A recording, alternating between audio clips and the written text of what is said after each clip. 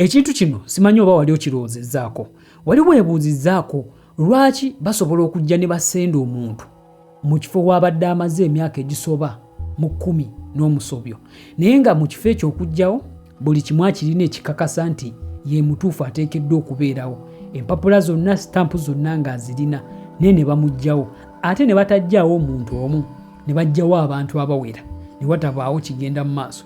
Oba wali weebuuzizzaako kisoboka kitya okusenda omuntu ne bamuggya mu kifo wabadde akolera, ne bamugamba tasaanidde kubeerawo era ateekeddwa okuvaawo, naye nga buli kimu ekimukkiriza okubeerawo oba okukolerawo akirina.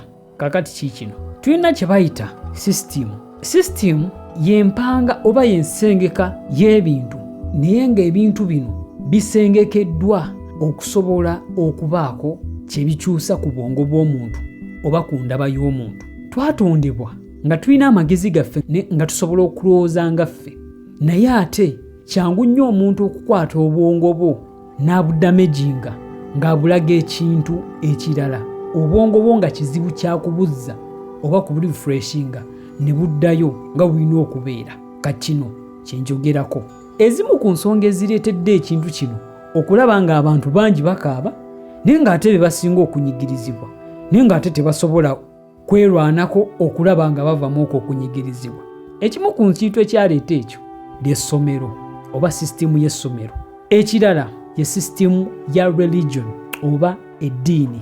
Ebintu ebyo bibiri bimu ku nsonga lwaki abantu bangi banyigirizibwa ng'abatono bali bulungi, naye ng'abo abali bulungi badipendinga ku bano abangi abanyigirizibwa, naye nga bano abangi abanyigirizibwa tebasobola kwerwanako.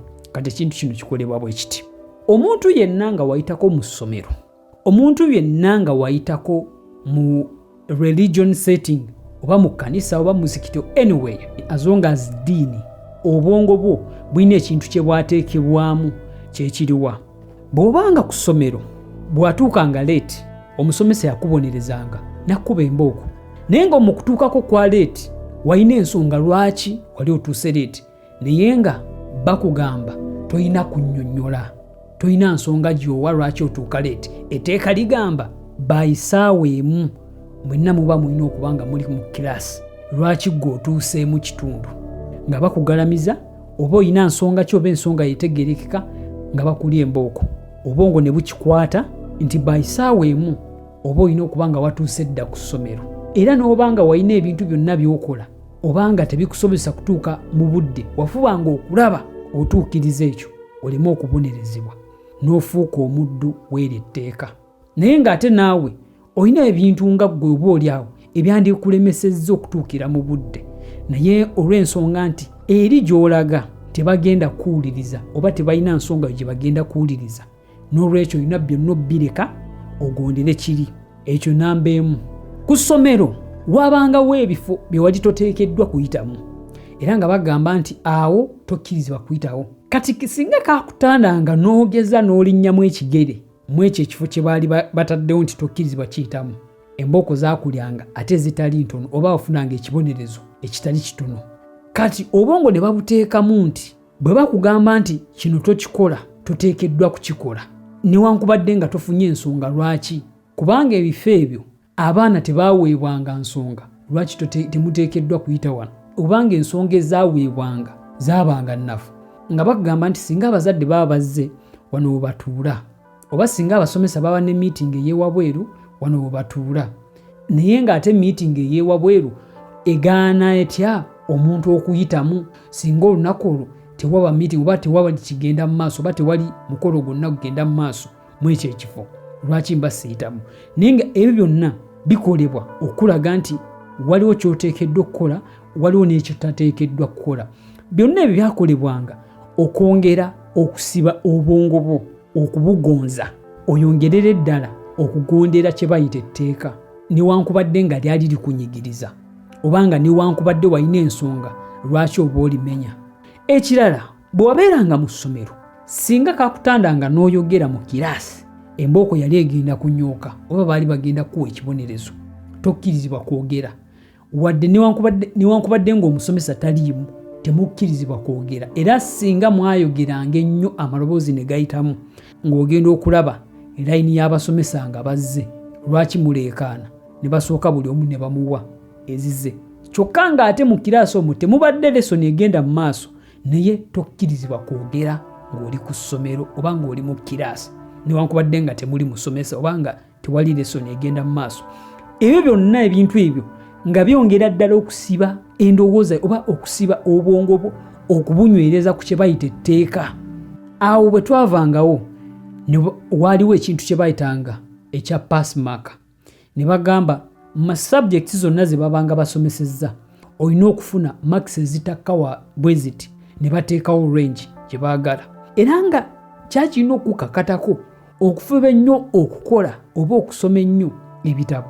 Bwe banaaleeta ebibuuzo oba test ofune marks eziri waggulu wezo ze baataddewo. Singa walemererwanga era wabonerezebwanga, ebyo byonna tebyakolebwanga nti olw'okuba nti baali bakusomesa, just ekintu kimu kye baali bakuteekamu kubeera muddu w'etteeka.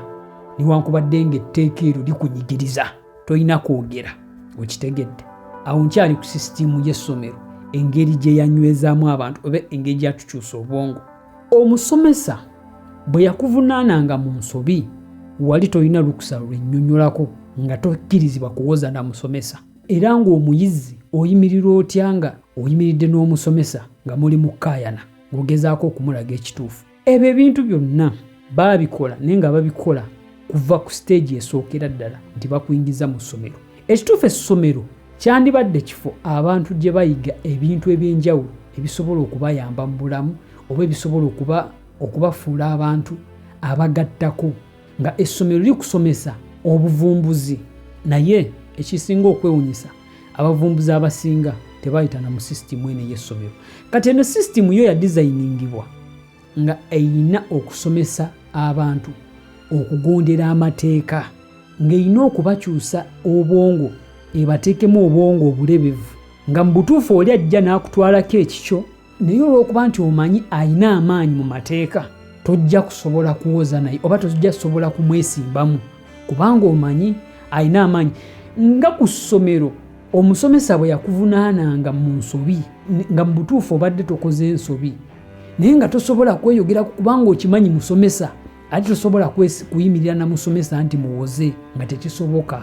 Kati kyekimu ne wano nti oli ajja n'akutwalako ekikyo, naye olw'okuba nti omanyi nti w'amaanyi eno mu mateeka oba mu gavumenti awo, tosobola kuyimirira naye kubanga ekyo kyokka kye baakuteekamu wali ng'osoma kimala obwongo bwo okubujjukiza n'osobola okufiirwa ekikyo.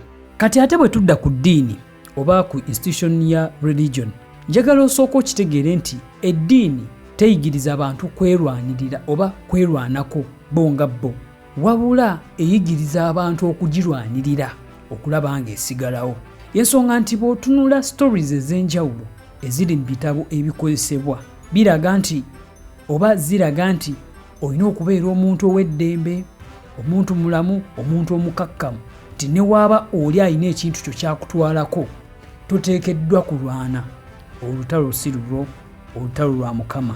Ng'obivaako ng'oli ajja n'akuggyako ekikyo n'akitwala, n'osigala kukaaba maziga na kutunula waggulu, Katonda alisasula. Naye ng'olina obusobozi oba olwanirira ekikyo n'osobola oba oli awo okukitaasa ne kikuddira.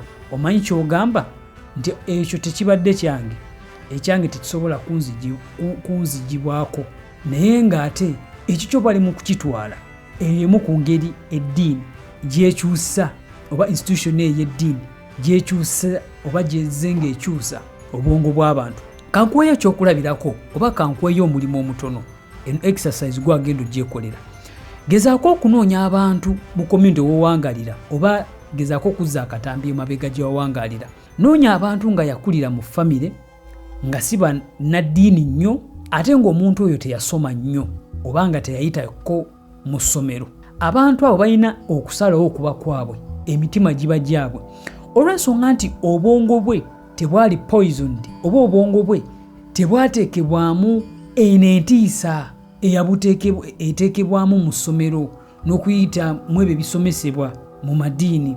Omuntu oyo kasita asensinga nti ali mu buzibu oba ekintu kye kigenda kutwalibwa, ye amanyi kimu kwerwanako, ye amanyi nti ye yalina okudifendinga ekintu kye, teri muntu mulala, era ajja kusitukirawo alwanirire ekikye. Naye omuntu ono eyayita mu zino institutions zino ebbiri, obwongo bwe bubeeramu kino, abeera abala mu maaso singa siwangula, singa wajjawo ekintu kyonna. Basically institutions zino tezaakoma ku ba colonial masters, nakati zikyakola okulaba ng'ensi etambula bweti, nti abantu abangi banyigirizibwa ng'abatono bali bulungi, naye nga weewuunya abantu abangi tebasobola kwerwanako, nga buli kimu bakirina ekisobola kubayambako okusobola okufuna ebyabwe naye nga tebasobola, kubanga kiri kyabateekebwamu b'ekirungo kiri kyabateekebwamu okuviira ddala mu buto. Kati kizibu ky'okukonvinsinga abantu ekyo ekintu ne kibavaamu. Gwe teweebuuza lwaki education system teyina nnyo kintu kya mu bulamu bwa bulijjo kyesomesa muntu, nti omuntu abeera bw'atyo ova nti osoma ebintu ebirala mu ssomero ate bw'ojja mu nsi n'osanga ebintu ebirala. Ezo system zonna nti mu ddiini osoma birala ate bw'ojja eno mu nsi osanga birala. Ansa nnyangu nnyo. Bino ebintu byonna oba zino institutions zonna zaateekebwawo omuntu okunafuyizibwa asobole okufugibwa. Oba okitegedde ekyo, osobola okwongera okunoonyereza kw'eno ensonga, kakasa ojja kwongera okuzuula ebisingawo. Nze just njagadde okuwaako akatono kasobole okuggula. Nkwebaza kadde kwadde okulaba eno emboozi, teweerabira okusubscribinga saako n'okunyiga mu kadde osobole ng'okufunanga notification olunaaba ntaddeyo vidiyo empya. Era bw'oba onyumiddwa eno emboozi osobola n'okigabanako n'emikwano gyo ng'onyiga mu share button. Tusinkane mu vidiyo enaddako.